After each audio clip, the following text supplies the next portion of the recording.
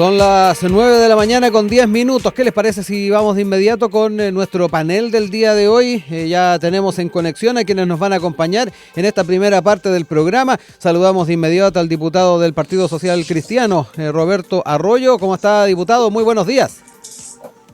Muy buenos días, Rodrigo. Muchas gracias por la invitación. Tenemos semana bonita y de bastante calor. Gracias. Exactamente, absolutamente veraniega la jornada que estamos viviendo y también esta semana. También estaba junto a nosotros Juan Eduardo Faúndez, presidente del Partido Socialdemócrata y presidente del directorio de la Fundación Socialdemócrata. ¿Cómo está también, Juan Eduardo? Bienvenido nuevamente acá al panel. ¿Cómo estás? No, muchas gracias por la invitación como siempre y encantado de conversar estos temas. Muchas gracias. Saludos también al colega. Sí, vamos a entrar de inmediato en nuestros temas. Ha sido la tónica además durante esta semana y también días previos la discusión en torno a pensiones, el tema previsional. Por un lado, a la expectativa de la presentación de estas indicaciones que en principio se iban a estar presentando el día lunes, se dijo no, el martes, finalmente se dijo que este miércoles se va a materializar esa presentación y particularmente ir siguiendo la huella de lo que son las posiciones que se han ido tomando.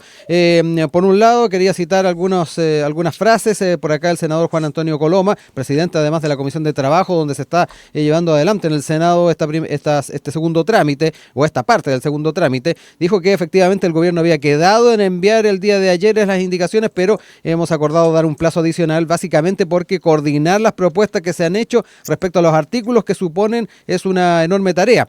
Dijo, para decirlo con mayor claridad, estamos hablando de más de 150 páginas de indicaciones. Nosotros creemos, y esto lo hemos conversado, que es preferible ver el día miércoles con calma esas indicaciones para ver cómo está esa coordinación para ojalá, porque todavía no está decidido, dice, o definido, llegar a un buen entendimiento en un tema que es tan importante para los chilenos. Por ahora la fórmula que se ha estado dando cuenta, al menos es lo que señala la tercera hoy día, en los acuerdos que se están llevando por el gobierno y la oposición, es este 4,5 de cotización adicional que se destine directamente a las cuentas individuales y además se está hablando de un 4% al seguro social. Según explica la tercera, eso no significa que se esté introduciendo un 8,5 de cotización extra, ya que una parte de eso actualmente los empleadores ya lo aportan. Aquel 4% para seguridad social en la visión del gobierno se compone de un 1,5 que sería un préstamo reembolsable con el que se busca financiar la garantía por años cotizados para mejorar las pensiones. Y existe un 2,5 que se destinará a dos mecanismos en conjunto. El bono tabla, por un lado, que busca mejorar las pensiones de mujeres por su mayor expectativa de vida, y el seguro de invalidez y sobrevivencia. Es al menos el escenario que se ha configurado en esta discusión. Sin embargo, hay sectores que no están viendo con mucha expectativa cómo se avanza en esta negociación, y de ahí que se observen también posiciones en torno a caminos distintos a lo estrictamente parlamentario. Y aquí me quiero quedar con presentaciones que se hicieron durante el día de ayer al alero del Congreso y particularmente de algunos de los representantes, que son propuestas de reforma constitucional para plebiscitar algunos elementos que han estado presentes en esta discusión de corte previsional. Uno de ellos, que la ciudadanía defina de qué manera se reparte este 6% adicional, y otra propuesta también para plebiscitar en torno a si es que quieren o no que las AFP vayan particularmente viendo estos recursos de cotización. Se presentó por parte de parlamentarios de distintos sectores el día de ayer estas propuestas, y bueno, quiero entrar en esa temática porque me da la impresión de que hay cierto pesimismo en algunos sectores parlamentarios a propósito de este tipo de propuestas y particularmente de lo que pueda pasar con este proyecto de reforma. Diputado, me quedo con usted para empezar a conversar. Ahí también desde la interna es bien interesante saber cómo lo están mirando desde la Cámara de Diputados el avance de esta propuesta. Sí, gracias, Rodrigo. Fíjate que esta sería la reforma número 916 que sufre el sistema de pensiones.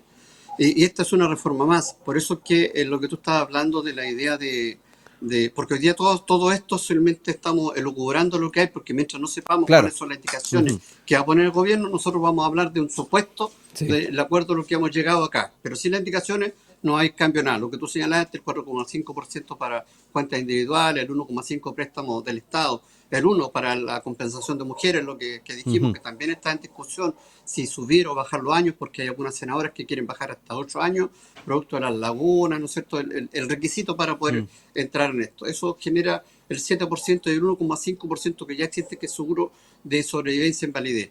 Bueno, te quiero comentar que la idea de poder hacer un plebiscito, yo también lo firmé. Obviamente no estuve ayer porque estaba en otras comisiones viendo otro tema de Deportes Concepción, que también estoy metido en otras cosas, pero esencialmente sí, porque me gusta la idea de la participación ciudadana, sobre todo en temas tan importantes como este es el destino de sus propios fondos y que van a regir para el resto de la vida, para toda su juventud. O sea, si aquí han cambiado unilateralmente e en consulta 915 reformas sin consultarles, ¿por qué ahora yo no le puedo consultar a la gente? El artículo 5 de la Constitución establece que el poder lo tiene el soberano, ¿no es cierto? Y lo ejerce a través de elecciones y plebiscitos. Por lo tanto, es un elemento constitucional.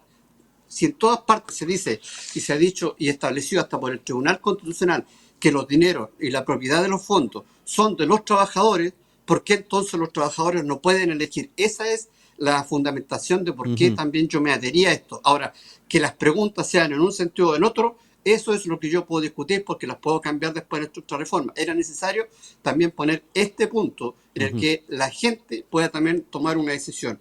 Si yo tengo derecho a decidir, porque aquí también volviendo a decidir por mí, deciden, por ejemplo, el tema del préstamo al Estado, pero a mí no me dicen con cuánto porcentaje, ¿no es cierto?, me van a devolver ese dinero, en qué tiempo, después que yo jubile, y nadie me asegura que me lo vayan a reintegrar. Y si yo tengo que prestarle plata al Estado obligatoriamente bajo esta ley, entonces ¿por qué no puedo pedir de mi propia plata generando inmediatamente el autopréstamo con una facilidad? Porque ya esa plata que entra hoy día al mercado, que mejora el mercado de capitales con este porcentaje nuevo, permite, ¿no es cierto?, que los bancos tengan mejor oferta para presentarte, pero yo voy al banco y el banco me va a cobrar un interés mayor. Por lo tanto, si yo puedo sacar, como fue el proyecto de autopréstamo, yo puedo ir al banco, retirar ese dinero y no voy a obtener interés, solamente voy a pagar en valor de la UF, porque es mi propio dinero, no me voy a cobrar interés a mí mismo y lo voy reintegrando de mis propias tasas, que es para ciertas situaciones también, cuando las personas están complicadas, tienen enfermedades, hay pérdidas. Yo puse un proyecto de retiros también el año pasado y este año también lo voy a integrar, un proyecto de retiro, que viene a hacer el mismo retiro de antes, pero que incorpora dos elementos. Uno, también las personas pueden retirar hasta el 100% de sus fondos cuando tienen enfermedades de alto costo o cuando tengan la posibilidad de la pérdida de su única vivienda, porque los créditos hipotecarios que son a largo plazo, en 20 años, por ejemplo, pueden pasar cualquier cosa y perder el empleo. Y resulta que en la ley chilena, en la ley de bancos, cuando tú tienes 3 cuotas que dejas de pagar, se aplica la aceleración de cuotas y tienes que pagar el total. Y si no fuiste capaz de pagar 3 cuotas, menos vas a pagar el total y viene el embargo y te quitan. Entonces me parece que es un negocio del banco más que la oportunidad de tener tú una casa propia. Juan Eduardo, voy contigo también para que me cuentes un poquito cuál es tu visión general de cómo se ha estado dando esta discusión. Ahí estábamos con el diputado dando cuenta del Estado en estos momentos de la situación, a la expectativa de conocer el detalle de estas indicaciones. Ya lo decía también el diputado, lo que hemos conocido ha sido por prensa, lo que se ha estado también deslizando en diferentes conversaciones a nivel político, y por otro lado están también estas propuestas que han estado surgiendo. Ahí lo señalaba el propio diputado, él es parte de quienes han presentado esta reforma constitucional, este proyecto de reforma que habilite a convocar un plebiscito en materia de reforma previsional y que la ciudadanía determine el destino del 6% de cotización adicional. Y también les mencionaba lo que tiene que ver también con un proyecto de reforma constitucional para que existe una cuarta papeleta en las próximas elecciones, en donde se le consulta a la ciudadanía si desean que las AFP sigan gestionando sus fondos. Te dejo la palabra, Juan Eduardo, porque se ha ido ampliando bastante la discusión y las alternativas, al menos que se han estado planteando. Hola, buen día, Rodrigo, Roberto, gracias por la invitación. Bueno, yo creo que esto es un corolario de una discusión del todo o nada, donde ya no la discusión previsional es de carácter técnico, sino que es ya eminentemente político, y es más, en un año 2025 que es un año eminentemente electoral.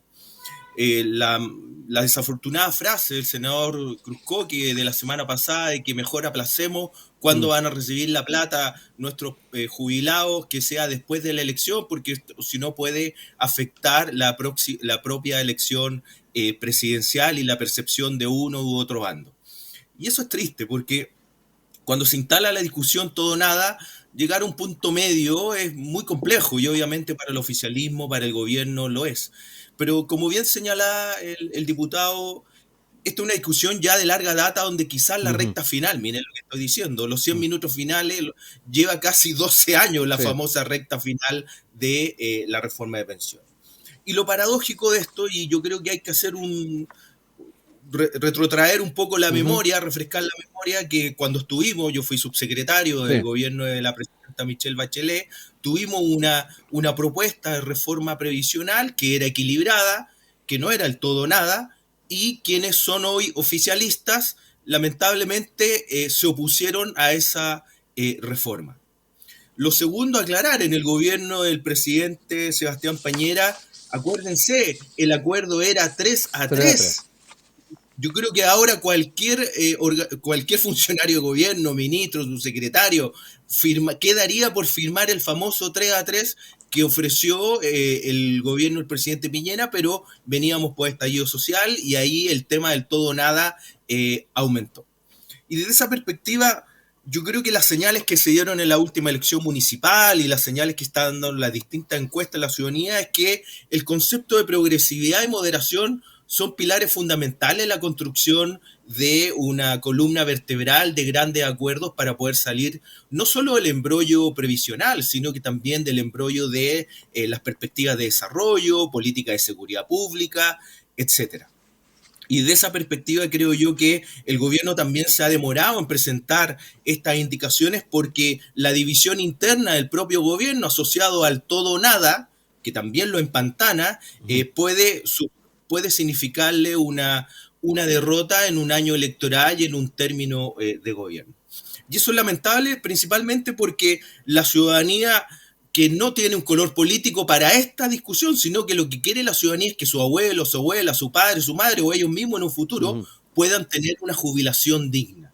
Y eso significa apelar a estándares de países que tienen un estado de bienestar medianamente decente, donde el tema de la discusión previsional, solidaria o individual ya está pasado, sino que se interpreta un modelo más bien mixto, es decir, capitalización individual y solidaridad para aquellos que tuvieron lagunas, tuvieron que cuidar gente, fueron dueñas de casa, etcétera, principalmente las mujeres. Y es por eso que el gran acuerdo que existiría, y por eso la ministra Jara habla de un acuerdo parcial, sería la capitalización individual y a lo menos el aporte a tratar de esta disparidad de mujeres que se pueda haber complementado, y eso hay un acuerdo basal por lo que he estudiado, salvo que haya pasado algo estas últimas 24 o 48 horas, eso es como el piso, el desde. Sin embargo, hay problemas y que uno cuando conversa en la ciudadanía dice, ¿por qué yo tengo que financiar con mis impuestos una pensión garantizada a alguien que no quiso formalizarse en toda su vida? Y ahí tenemos el tema de la informalidad, que es un tema no menor a la hora de la discusión de escenarios futuros, y yo no veo en la discusión política que nos hagamos cargo de un problema que nos va a aparejar dificultades en 30, en 20 o en 15 años más, que tiene que ver con la alta informalidad que lamentablemente va recrudeciendo en el escenario chileno. Dicho eso, aquí los parlamentarios presentaron la propuesta de plebiscito y ojo con eso, o sea, también tenemos que dar una discusión de qué es la democracia representativa, porque si plebiscitamos esto, ¿por qué no podemos plebiscitar la pena de muerte? ¿Por qué no podemos plebiscitar la expulsión de migrantes a todo el mundo? Etcétera, etcétera, etcétera. Y por eso que en una democracia representativa existe la representación popular representada en diputados, senadores y un ejecutivo. Así que yo quiero poner ojo frente a eso. Segundo, tiene que ver que cuando tú ves todas las encuestas, Roberto, gran parte de la ciudadanía dice con mi plata no, y yo quiero que este 6% vaya a mi capitalización individual, porque también se generó un escenario de individualismo en la sociedad chilena. Por tanto, esto prácticamente significaría fortalecer aún más el sistema individual, fortalecer aún más el sistema de AFP, que por lo menos desde la socialdemocracia, y como son los modelos de estado de bienestar en en el mundo Sí. desarrollado, que nosotros aspiramos que se repita en Chile, claramente no va en Ujú. esa línea. Sí. Diputado, varias cosas. Ahí aludía Juan Eduardo a esta dinámica del todo nada que se ha estado haciendo presente en muchas discusiones. Por otro lado, también hacía un punto respecto al tema de la informalidad a la hora de abordar las temáticas previsionales, pero además también hacía sus apuntes en torno a el plebiscitar ciertas situaciones. Un poco también haciendo una suerte de mirada crítica respecto a cómo el Parlamento está solucionando este tipo de temas. Le dejo ahí la palabra, diputado, varias cosas para poder abordar. Eh, sí, gracias, Rodrigo. Sí, Juan Eduardo tiene razón en varias cosas, en varios aspectos. Ya en el gobierno de Sebastián Piñera se propuso esta reforma del 3 y 3. Yo creo que cualquiera hoy día quisiera retrotraer a ese momento en donde hoy día estarían todos contentos. No tendríamos esta problemática y más encima a punto del receso y que ahí hay algunas voces malintencionadas que quieren decir que nosotros como diputados en la Cámara Baja no lo queremos aceptar porque queremos irnos de vacaciones. No es esa la idea, nuestra intención, porque nosotros incluso durante el receso hemos tenido que muchas veces volver a la Cámara para solamente votar por la extensión del estado de excepción de la macrozona sur y hoy día la macrozona norte. Hemos tenido que durante ese periodo también estar asistiendo frente a los mega incendios en mi región, por ejemplo, en la zona de Santa Juana, en la región del Biobío, donde hubieron grandes. Nosotros ese día en febrero, el mes de febrero, también tuvimos que estar presentes porque a la gente le gusta que también sus autoridades estén presentes frente a este tipo de situaciones. Tiene claridad también respecto al tema, por ejemplo, de compensación de las mujeres, que hay productos bastante enormemente sobre las lagunas, que no lo hemos conversado, las lagunas y la informalidad, ya que bastante alta. Fíjate que lo que decía este grupo de senadoras, que decían que si nosotros podríamos poner el umbral en 15 años en las mujeres, las que quedan afuera son más de 600.000. Y si hacen en 13 años, 400.000. Y si ponemos 0 años, a lo mejor vamos a tener 0, pero no podemos llegar tampoco a ese extremo. Por eso es que la conversación tiene que ver hasta dónde pone el tope, porque tampoco tenemos a un Estado paternalista y subsidiario de todo, para todo. Entonces, cuando decimos eso, tenemos que conversarlo. Por eso aquí estamos hablando de las situaciones, como digo, sabidas por prensa, de repente filtraciones, y lo que nosotros sabemos aquí en el mismo Congreso que nos llega como información. Y respecto a lo que el plebiscito, en mi opinión, hay tantas temas tan demasiado relevantes como para no tener que incorporar a la gente. Hay muchos temas importantes. Y además que, lo vuelvo a decir, o sea, es un tema que nos ampara la Constitución. Establece ahí que no solamente el soberano puede ejercer su acción que le corresponde, no solamente en las elecciones, sino que también en los plebiscitos, y lo establece claramente el artículo 5 de la Constitución. Por lo tanto, no estoy fuera ni de la legalidad, ni diciendo nada en contra. Y también está el tema que a veces los plebiscitos pueden ser o no vinculantes. Si son vinculantes, bueno, tendrán su efecto como corresponden, porque la ciudadanía también necesita tener su participación. Estoy de acuerdo en eso. Sí. Obviamente hemos tenido pocos plebiscitos, como el 89, el sí y el no, y hay varios otros aspectos importantes que se plebiscitan. Y si usted está diciendo que esto llevamos muchos años ya, yo creo que es un tema importante también para que podamos incorporar a la ciudadanía. Sí, diputado, antes de No, darle la diputado, palabra. yo... Sí, es Sí, que además mira, yo quería. comparto. Sí, dale nomás, Juan Dale, Eduardo. Rodrigo, dale. No, No, dale, es que dale. quería apuntar a algo que también decías tú, el efecto que podría tener un plebiscito de estas características en legitimar de alguna manera el individualismo, que era un punto que también hacía mención ahí Juan Eduardo en su alocución. No sé, diputado, cómo ve también esas proyecciones, y Juan Eduardo, no sé si quiere agregar algo más ahí. Sí, no, a ver, todas las encuestas dan cuenta que si votamos ahora un plebiscito, el 6% va a capitalización individual. Eso ya es un hecho y está demostrado en todas las encuestas y estudios de opinión que esto se reforzó por los retiros durante el periodo de pandemia, el retiro excepcional. Lo segundo tiene que ver con, efectivamente, imagínate, Rodrigo, Roberto, hacemos un plebiscito que no es vinculante de esta magnitud, la desazón de la ciudadanía de ir a votar, etcétera, y más encima que no tiene ninguna vinculación si el resultado de esa votación se va a traducir en una ley o no. Entonces, efectivamente, la Constitución avala la generación de plebiscitos frente a materias macro, pero si entramos en la lógica, ojo, Rodrigo, Roberto, de materias micro, ¿Por qué no se plebiscita la pena de muerte? ¿Por qué no se plebiscita el aborto? ¿Por qué no se plebiscita la reforma previsional? ¿Por qué no se plebiscita un sinfín de cosas que son materiales de ley? Y ahí te digo, Roberto, con mucho cariño, bueno, entonces el Congreso, ¿para qué vamos a potenciar el Congreso si al final todo lo podemos ciudadanizar con un plebiscito y la democracia representativa se ve quizás un tanto aproblemada? Ojo con esos procesos. Y de esa perspectiva, nosotros que creemos en la democracia, creemos en un estado de bienestar, creemos que efectivamente el Congreso tiene las atribuciones para eso.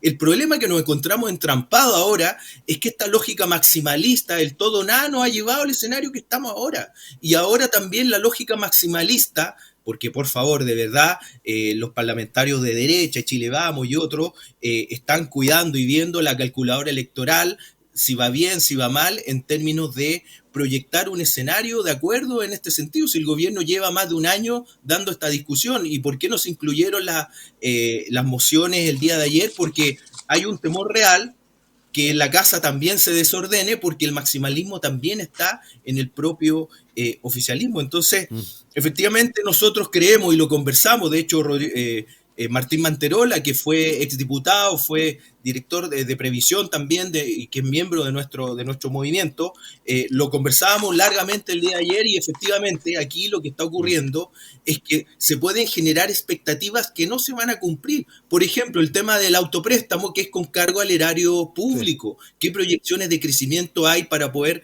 financiar aquello? Y es más, el envejecimiento poblacional, que no se ha hablado de esto, que Chile es uno de los países que tiene la natalidad más baja, no solo de Latinoamérica, sino que del mundo, y nosotros tenemos una ley ahora que genera una pensión garantizada universal que se va a tener que financiar con tus impuestos, Rodrigo, con tus impuestos, Roberto, con los impuestos de la ciudadanía, y eso es un escenario que hay que prever en los próximos 20, 30, 40 años. Entonces, esto es una discusión mucho más global y creo que se ha electorizado en demasía, y la gente, ¿qué es lo que pasa? Para finalizar, que hay un descrédito a lo político y a la clase política porque no le está resolviendo su cotidianidad. Y eso va de capitán a paje, de moros a cristianos, y eso dificulta y obviamente debilita el sistema político y la democracia en general.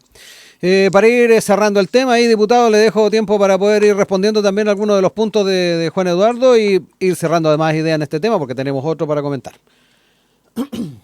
Yo creo que no hay que temerle primero al pronunciamiento de la gente, y en algunos casos se debe, a mi juicio, utilizar la democracia directa, sobre todo cuando los políticos, como en este caso, no podemos resolver ni podemos darnos de acuerdo.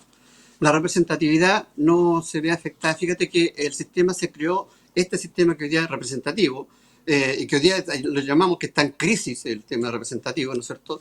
A nivel de antes del binominal, cuando se cambió en el año 2017, 2015, por ahí, el sistema binominal se cambió porque el sistema estaba mal. No los políticos que eran corruptos, no los políticos que actuaban fuera de la ley o al margen, sino que era el sistema. Cambiamos el sistema que fuera más representativo y trajimos este sistema de Hall que busca representatividad. Se les dijo en ese tiempo que va a quedar fraccionamiento político. No importa, porque el sistema está malo. Ahora, nuevamente decimos que el sistema representativo también está mal. Entonces, no son los políticos, no son los conglomerados hoy día que actúan entre ellos, que se ponen de acuerdo que finalmente en vez de una ley vamos a sacar un acuerdo político más que una ley que sirva a la gente. ¿A quién le va a servir esto y a quién le sirve? Veámoslo, pues si realmente son a las grandes empresas, a los grandes conglomerados económicos, ¿a quién estamos defendiendo aquí con esta representatividad? Yo represento a la gente, por lo tanto, para mí es importante. Yo te digo, todos los fines de semana yo salgo a recoger la impresión de la gente, a pedirle encuestas para saber, porque yo represento a la gente. Mi rol es representativo, entre los otros 3 roles que tenemos Pero la gente ya no cree en el mundo político, y la única manera que la gente hoy día me recibe afuera es cuando yo voy y les pregunto también a ellos qué es lo que ellos necesitan, porque yo tengo que representarlos a las personas. El sistema político hoy día, también por ser representativo, hoy día dice que está mal. Siempre le echamos la culpa al sistema. Fíjate que ha pasado algo que ha pasado muy piola, por decir así. En un mismo día se destituyeron 2 jueces supremos, en un mismo día. ¿Y qué dijimos? No es los jueces que están actuando al margen de la ley o faltan a la ética, sino que el sistema de elección de los jueces supremos. Eso es lo que tenemos que cambiar. Nuevamente volvemos a echarle la culpa al sistema, porque la culpa no la tienen las personas que están dentro del sistema. Entonces, por eso le digo yo que todavía yo creo en la democracia, creo que la gente debe participar, porque siempre ha pasado así. Yo vengo del mundo de la ciudadanía y para mí me es fácil pensar de esa manera. Juan Eduardo, para cerrar también esta parte del panel. Y bueno, yo lo escuché atentamente, don Roberto, y cuando usted le pregunta a sus electores, eso es democracia representativa, de eso estamos hablando. Mi punto es abrir una llave que pueda significar en términos concretos, bueno, si preguntamos por la previsión, bueno, ¿por qué no preguntamos por crear más regiones? ¿Por qué no preguntamos por esto? ¿Por qué no preguntamos por la pena de muerte, por el aborto, etcétera?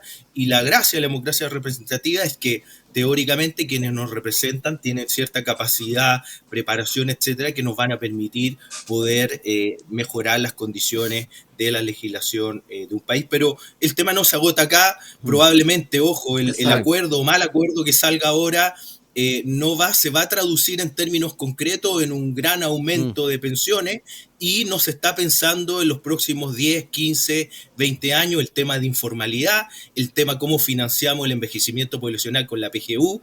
Hay un tema mucho más estructural que nosotros, como socialdemócratas, queremos efectivamente que se haga una discusión de desarrollo integral, de planificación del país para los próximos 20, 30, 40, 50 años, como lo hacen los países desarrollados nórdicos que nosotros queremos emular, donde la discusión del sistema público de salud, aunque llegue la derecha, primer ministro inglés, se va a atender al sistema público de salud porque hay condiciones estructurales, acuerdos estructurales de sociedad, cómo deben enfrentarse temas de bien común.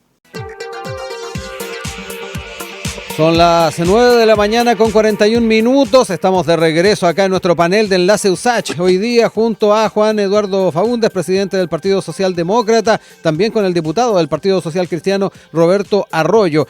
Vamos a cambiar de tema y nos vamos a quedar en temas vinculados a las regiones y particularmente con esta suma urgencia puesta por el Ejecutivo al proyecto de ley que otorga facultades a gobernadores regionales en ámbitos de prevención del delito y seguridad.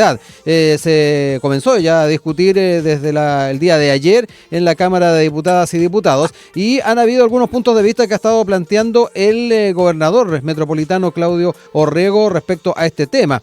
Él decía en conversación con Cooperativa que cuando lo recibió el presidente de la República después de la primera vuelta de las elecciones del año pasado, una de las cosas que le dije, dice, era que yo esperaba que en su último año de gobierno al menos se dieran algunas señales que fueran en la dirección correcta. Una de ellas es lo que se va a discutir, que tiene que ver con estas atribuciones en prevención del delito y seguridad.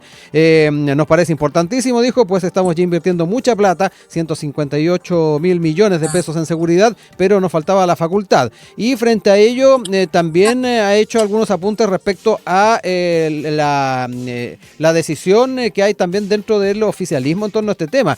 El presidente está bastante comprometido, dijo Orrego, con la entrega de más atribuciones regionales, pero reconoció que, como en todas las cosas, entre el dicho y el hecho hay un gran trecho. Mucha gente no entiende que entregarle ese poder del nivel nacional a las regiones y a los municipios es también una mejor manera de mejorar la gestión pública. Yo creo que el presidente está convencido. En mi conversación con él me dio la impresión de que sí está convencido, pero aparentemente su equipo no lo acompaña mucho. Así que ojalá que se alineen. Es parte de lo señalado por Orrego. Quiero entrar en este tema y que va muy de la mano con los caminos en torno a la descentralización. Ya se han dado pasos importantes con la figura de los gobernadores regionales y también las atribuciones que tienen actualmente, pero el tema de seguridad y prevención del delito es un tema pendiente, al menos en esa discusión. Juan Eduardo, entro contigo para que ahora me cuentes también un poco tu visión en torno a estos caminos, en lo que se está empezando a discutir, pero también esa crítica que quedó deslizada por parte del gobernador Orrego. Mira, nosotros creemos en el estado de bienestar, en el estado de derecho, y sin seguridad es imposible construir un estado de bienestar y un estado de derecho en cualquier sociedad moderna. Y ahora estamos efectivamente en una crisis de seguridad que duda cabe. Ayer falleció un niño de menor de edad en la región metropolitana y ya nos estamos acostumbrando a hechos de violencia que no habíamos visto nunca antes. Y en ese sentido el Estado tiene la obligación de proveer seguridad. De hecho, es su rol constitucional y desde la creación de los estados de la historia de la humanidad, es su rol de brindar seguridad a sus ciudadanos. Y desde esa perspectiva nosotros apoyamos enormemente la postura del gobernador Orrego con respecto a entregar esas atribuciones a los gobiernos regionales y sobre todo a los municipios. Él hablaba de las famosas pistolas Taser.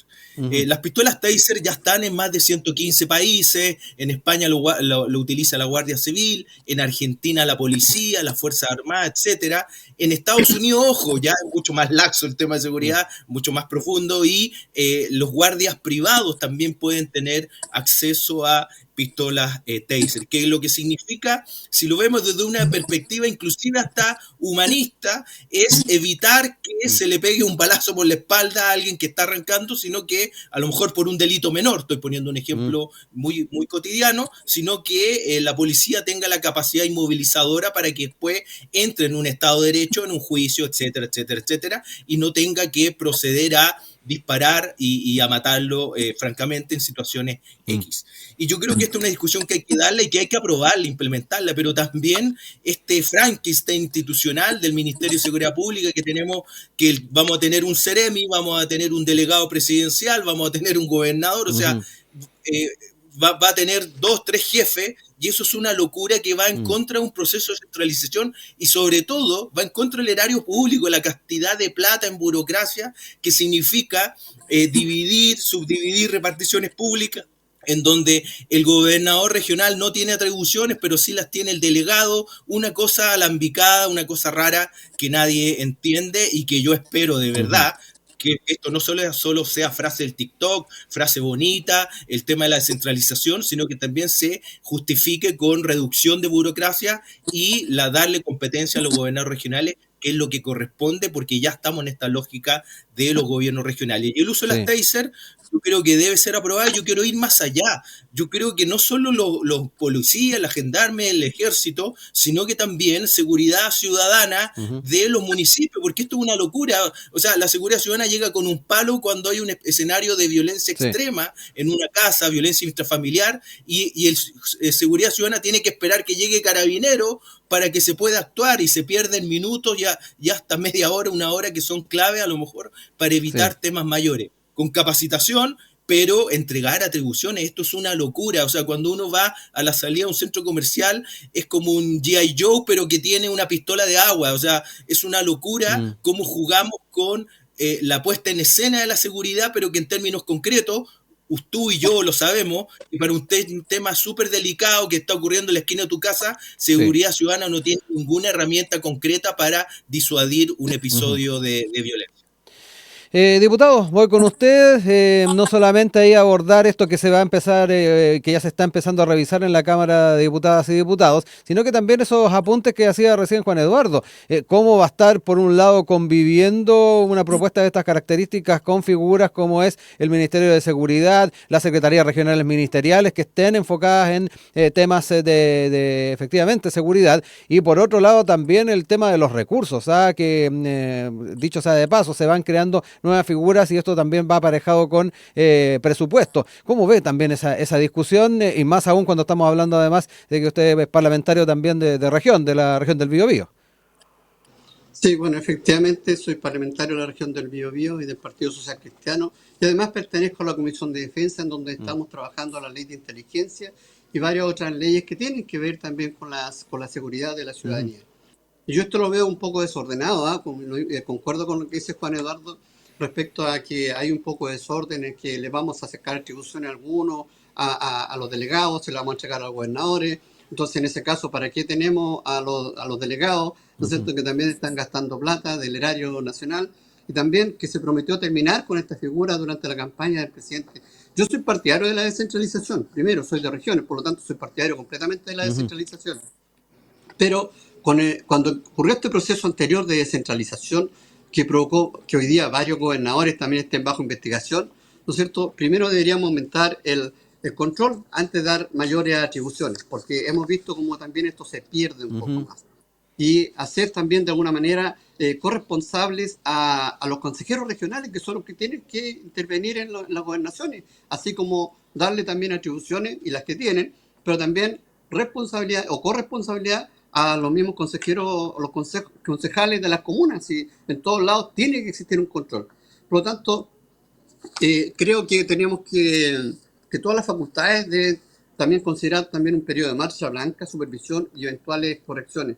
Respecto a lo que está diciendo Juan Eduardo, fíjate que las pistolas Taser ya llevan bastante tiempo en Mm. Chile, están, se compraron. pero no, el Ministerio del Interior prohibió el uso de ellas. Entonces hoy día estamos conversando porque tenemos un crimen organizado que avanza en organización mayor. ¿A qué me refiero con esto? Antes, fíjate, el lanza, el punga, el que robaba, el carterista, el lanza internacional, tenían su nicho que era distinto al narcotraficante. Y eran mirados distintos y entre ellos no se podían ver. Hoy día, más de 2000 bandas hoy día que existen en Chile están organizadas. Por eso hablamos de crimen organizado. Dentro de esto vemos que han tenido una capacidad de organización mayor que la que ha tenido el Estado. Y esta es una desorganización. Si queremos crear nuevas organizaciones, entidades que estén dedicadas a la seguridad, estamos totalmente perdidos y no podemos luchar contra el problema que hoy día estamos tratando de luchar con esto, gastando plata sin saber luchar. Existen los mecanismos, existen las organizaciones encargadas de la seguridad en Chile. Y a esas son las que nosotros tenemos que entregarle mayores atribuciones y mayor presupuesto y dotarlos también de capacidades tecnológicas. Fíjate que tú vas a poblaciones y ellos, los narcotraficantes y delincuentes, tienen drones, tienen sistemas de comunicaciones mejores que la policía y con eso tú no puedes combatir. Ellos tienen armas de guerra y a la policía no pueden tener este tipo de tecnología armamentística. Entonces necesitamos dotarlos a ellos.